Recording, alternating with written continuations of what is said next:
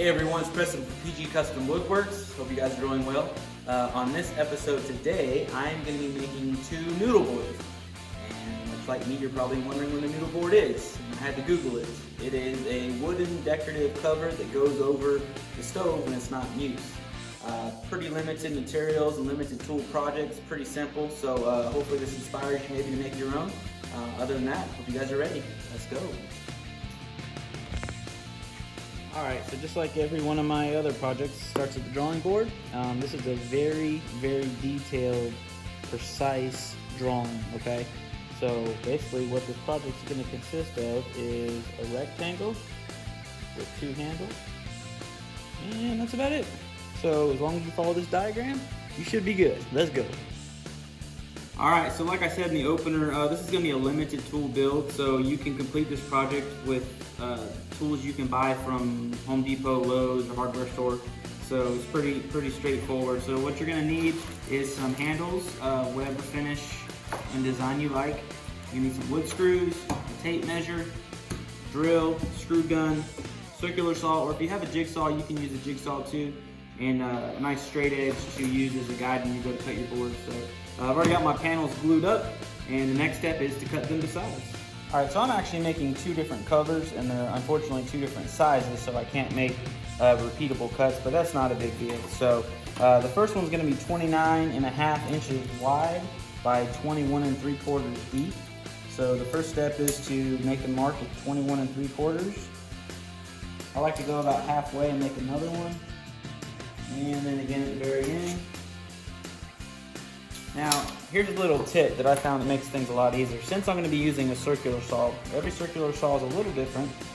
But what I do is I pull a measurement from the edge of the circular saw plate to the inside of the blade, which comes out right at 4 inches.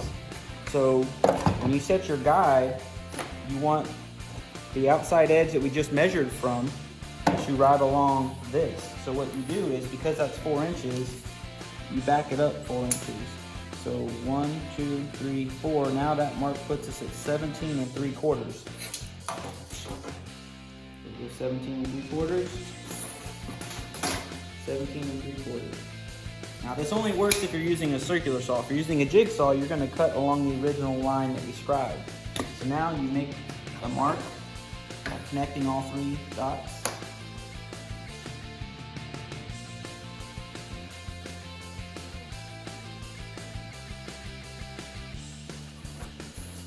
And that is going to be where we attach the straight edge. And the way I attach it is I just use some clamps and clamp it on the end like so.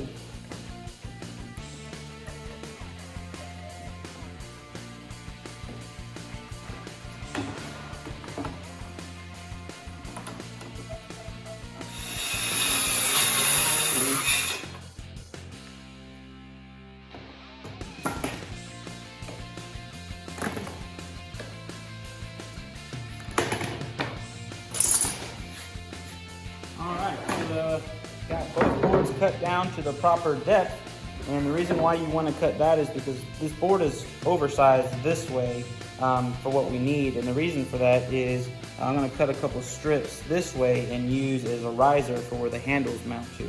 So you just want to make sure that you account for that when you glue up your panel.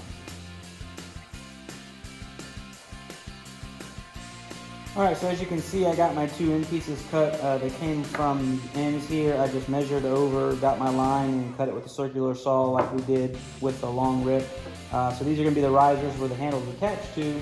So we'll get them sanded up. I'm actually going to stain this, and I also have a decal that I had printed out with the first letter of the last name with the actual last name spelling underneath. It's going to look really cool once we get it done. So the next step is to get sanding.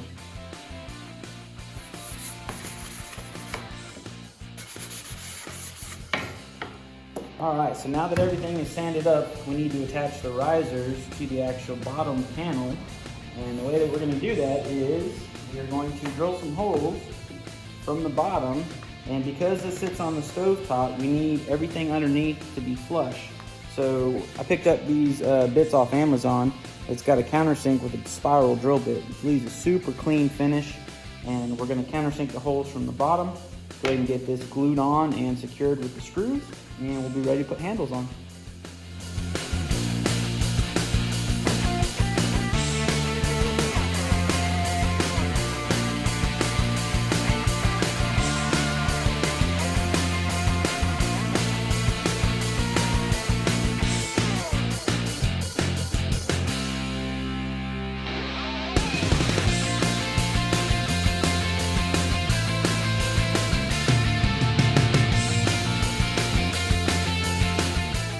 Alright, so for the glue I'm using Type Bond 3. It doesn't have as long a working time as the Type Bond 1 or 2, but for this I don't really need it, and it holds really well.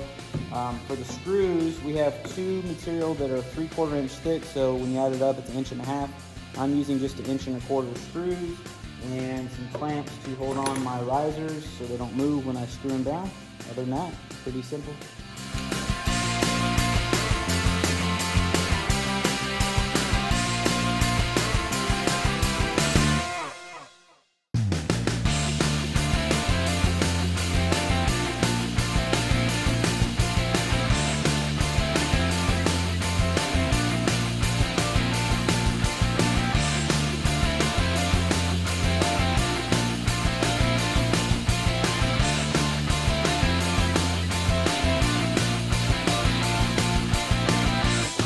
We are at the point where we need to attach our handles. Handles come in a variety of spreads between the holes. This one is a 5-inch spread.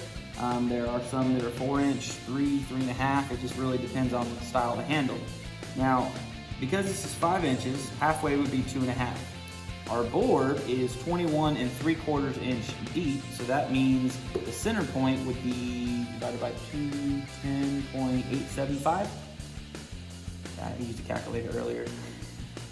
So what you do is you make a mark on 2.5 inches on either side of that center mark, and that'll be where your handle holes get drilled. Now also remember the width of your risers, you need to take into account for that, and then that will be the center line for where your handles get drilled as well. So pretty simple and easy. If you do a lot of handles though, Craig makes a jig, it's a drilling jig that has the spacing here for the dimensions of the handle, and there's a little stop here that will butt up, clamp on, and now you can drill your holes pretty repetitively. So if you don't do a lot of handles, probably not worth it, but if you do, it's a pretty good little time to do it.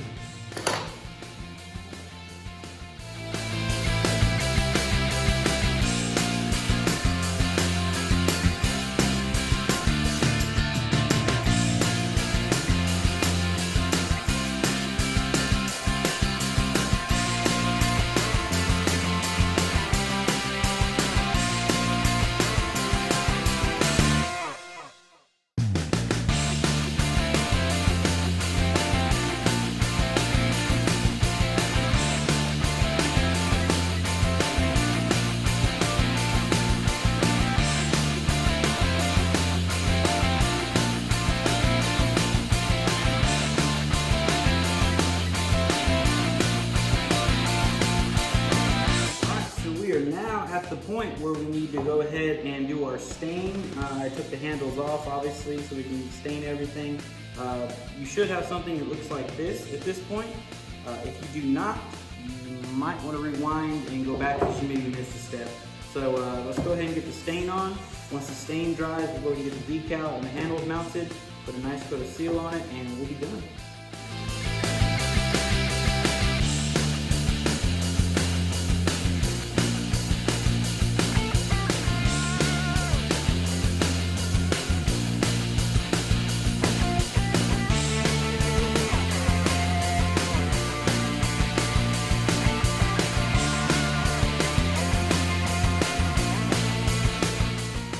So there it is, we got everything stained up, and the next thing we have to do is attach our handles, go ahead and place our decal, and put a seal on it. So almost done, guys. So the panels are all dried up, and we are ready to put the decals on. Got the handles attached. Have these decals printed out by a local sign shop. You can go online, and there's companies that will help you design decals and make them, send them to you. Or if you have one in the area like I do, it's the easiest and quickest. So basically, got the decal proportion to my panel here. I'm going to go ahead and just peel off the layer, stick it on, get it all flattened out, and put a finish on it. So, next step.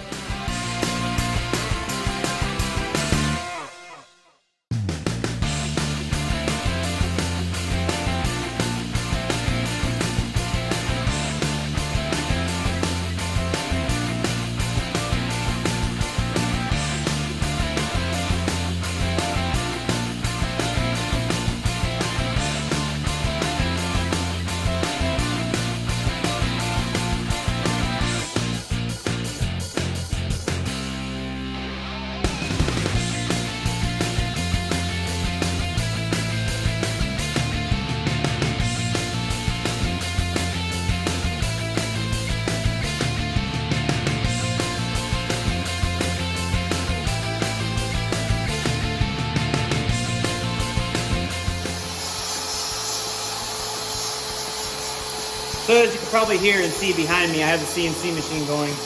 I unfortunately messed up when I was putting the decal on, and once I took it up, there's no way you're gonna get back on, the same condition. So luckily I have a CNC machine, so I think it's actually gonna be a little better with everything cut out rather than just a decal, but in the end, the customer's gonna love it, and we'll just keep going from here. That's all you can do.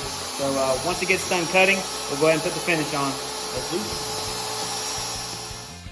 Alright guys, so there you have it. It's a wrap. I went ahead and put a couple coats of satin polyurethane off camera on the boards, and they turned out amazing. Actually kind of thankful that the decals messed up because I really like these a lot better.